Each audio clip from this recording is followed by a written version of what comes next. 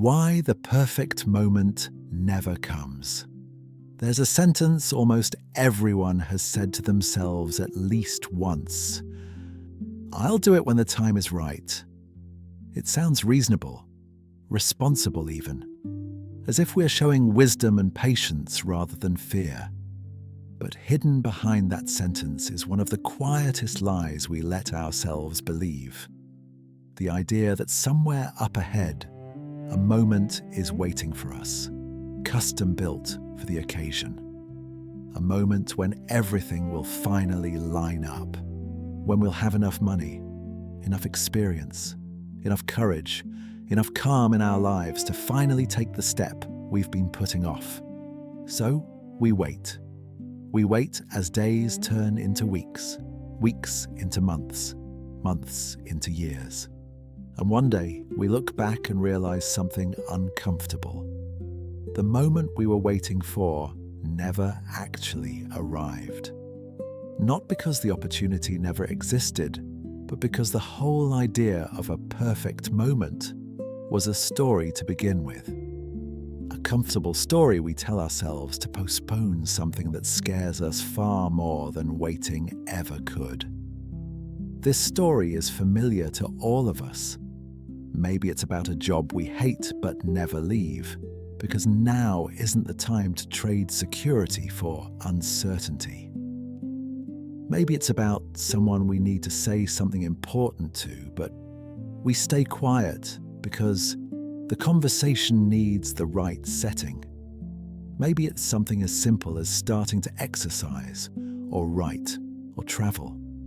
And there's always a reason it should be next month, after the holidays, once things settle down. The problem is, things never fully settle down. There's always something, and that's exactly why it's worth understanding what we're really waiting for. Not on the surface, but all the way down.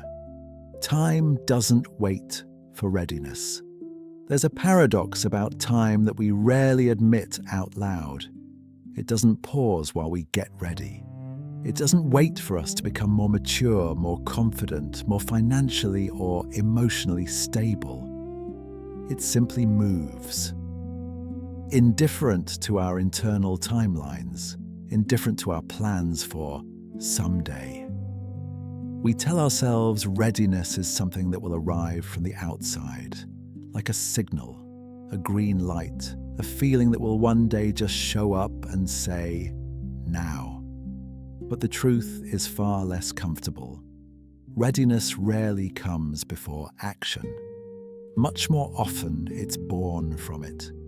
People who seem to have just known when the moment was right didn't actually wait for it to arrive. They took the step before they felt fully ready, and readiness followed afterward. A byproduct of the action, not its cause. Think back to the first time you rode a bike. No one feels ready before falling at least once.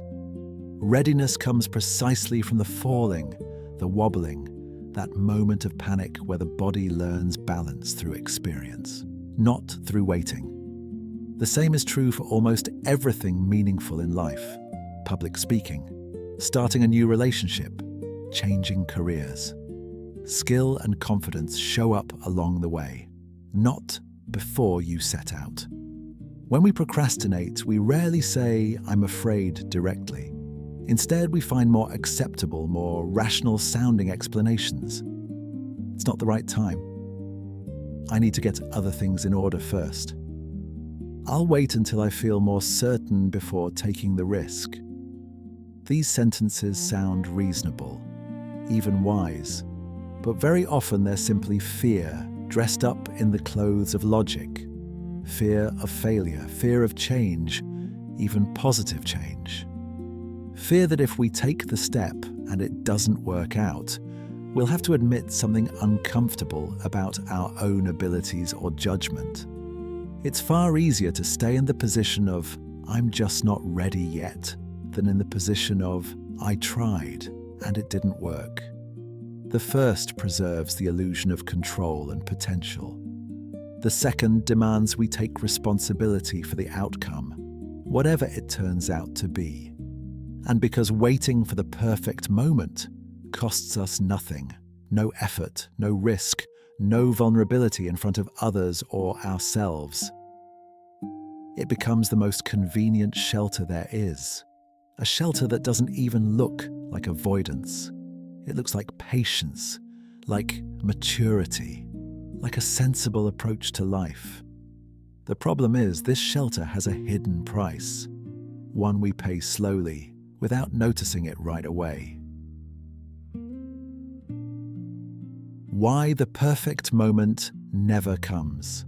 The moment that only exists in hindsight. Here's something strange about the perfect moment. It never exists while we're in it. We only recognize it in hindsight, looking back through the lens of the outcome. Think back to something you did when the circumstances were far from ideal. Maybe you changed jobs without enough savings behind you. Maybe you told someone something important without knowing how they'd react. Voice shaking, sentences unfinished. Maybe you left for somewhere with no clear plan, just a feeling that it had to be then. In the moment of the action itself, you probably didn't feel ready. Everything probably looked uncertain, half-formed, even a little reckless. But looking back, that's often exactly what turns out to have mattered most for the direction your life took. Not because the conditions were perfect, but because you acted despite the fact that they weren't. The perfect moment isn't a point in time we wait for to arrive from somewhere outside us. It's something we construct backward, after we've already taken the step, a way the mind organizes the chaos and uncertainty of a decision into a neat, understandable story about the right timing. The story comes after. The action comes first. The cost of waiting. There's a kind of loss we don't notice right away, and the loss of things that never happen because we keep postponing their beginning. It doesn't hurt like a loss. It doesn't leave a visible wound on a specific day for us to recognize and grieve. It simply leaks out quietly, day after day, month after month, until eventually all that's left is the question, what if? Asked far too late to change anything. The conversation we never had while there was still someone there to hear it. The trip we postponed until next year, while circumstances, health, finances, free time, never lined up quite the same way again. The project that kept waiting for the right moment, while the world around it changed and it lost the significance it once had. The relationship where we stayed silent because it felt safer than speaking the truth, while there was still time for her to hear it and respond. The irony is, we're afraid of the loss that comes from action, failure, rejection, the wrong choice. But we rarely count inaction itself, the waiting itself, as a loss. And in the long run, it very often turns out to be far more expensive than any failure we ever imagined. Because failure, at least, teaches us something concrete. Waiting teaches us nothing except how to keep waiting. Readiness isn't a precondition, it's a consequence. If we flip this whole idea on its head, here's what we get. Readiness doesn't come before action. It follows from it, almost without exception. You learn to swim by getting into the water, not by waiting to feel comfortable on dry land. You learn to speak in front of people by doing it awkwardly and uncertainly the first few times, not by waiting for confidence to arrive before the first attempt. You learn to take risks in life by taking one specific risk, not by waiting for the abstract feeling of security, which only ever comes after the experience anyway, never before it. This doesn't mean acting recklessly without any thought or preparation. Planning has its place. but it does mean honestly admitting that a certain level of discomfort, doubt, and uncertainty isn't a sign that the moment is wrong. It's simply the price of anything genuinely worth doing.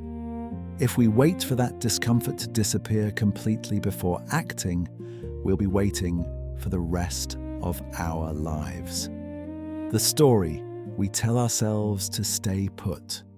There's another dimension to this we rarely talk about: the identity we build around waiting itself. Over time, waiting for the right moment stops being just a temporary strategy and becomes part of how we see ourselves. We become the person who plans carefully, the person who doesn't rush decisions, the person who waits until they're sure. And that identity, however sensible it sounds, starts serving as an excuse, even long after it stopped being useful. The problem is, an identity built around postponing things is hard to walk away from, because walking away from it requires the exact same action that identity was built to avoid in the first place. That's why so many people stay stuck. Not because they don't want change, but because change would threaten the image they've already built of themselves, both for others and for themselves. Recognizing this pattern is the first step toward breaking free of it. It doesn't require some dramatic overhaul of your whole character.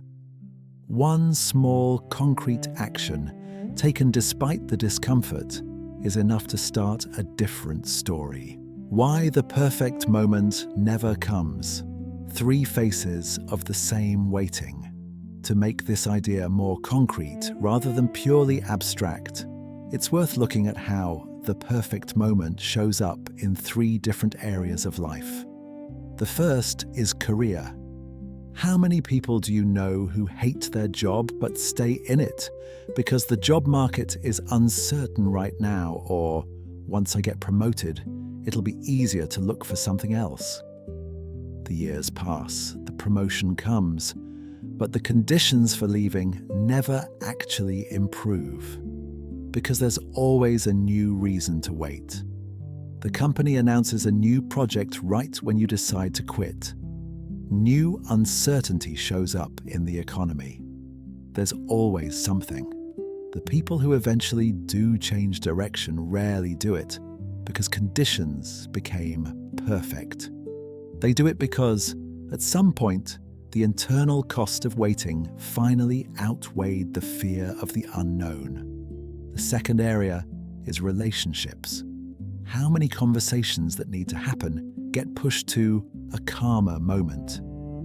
The problem is, a calmer moment rarely arrives on its own. It has to be created through the conversation itself, not before it. Silence, dressed up as consideration for the other person. "I don't want to stress them out right now," is often just a more comfortable way to avoid our own discomfort with confrontation. And time spent in silence can't always be recovered later. The third area is creative work and personal projects.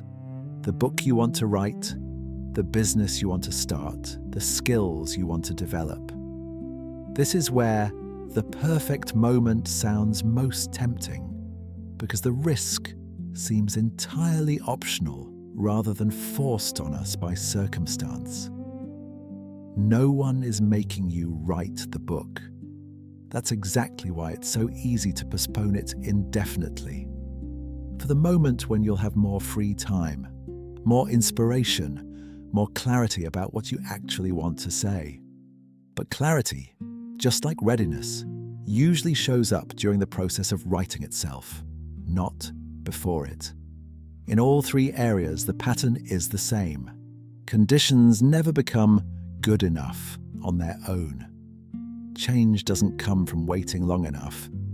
It comes from deciding that uncertainty is an acceptable price for moving forward. What do we do with this? There's no formula that turns waiting into action at the push of a button. But there's a more honest question we can ask ourselves instead of the familiar, am I ready?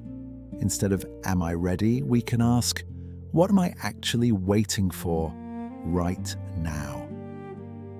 If the answer is something concrete and within our control, saving a specific amount of money, finishing a specific course, getting a specific piece of information that would change the decision, then waiting genuinely makes sense. It's part of a plan, not an escape from one. But if the answer is vague, something like feeling more ready or being more certain it'll work out, that's no longer a plan. That's procrastination wearing the mask of caution. And it will most likely continue indefinitely because the feeling of certainty almost never arrives before action. It comes after, if it comes at all. And even then, only because we acted, not because we waited long enough. One useful trick is to ask yourself, if I knew the outcome didn't matter, only the attempt, would I act right now? If the answer is yes, that's a good sign. It's fear, not logic, standing behind the waiting. Closing. The perfect moment isn't something we miss because we failed to notice it passing by. It's something that never existed the way we imagined it through all those years of waiting. There is no moment when all the stars align and tell us, now. There are only moments when we decide, despite the uncertainty, despite the fear, despite having no guarantees of success, to take the step. And only afterward, looking back with a calm of distance, do we call them perfect. So maybe the real question isn't, when will the right moment come? Maybe it's this. What am I waiting for to admit to myself that the moment is already here, right now while I'm listening to these words?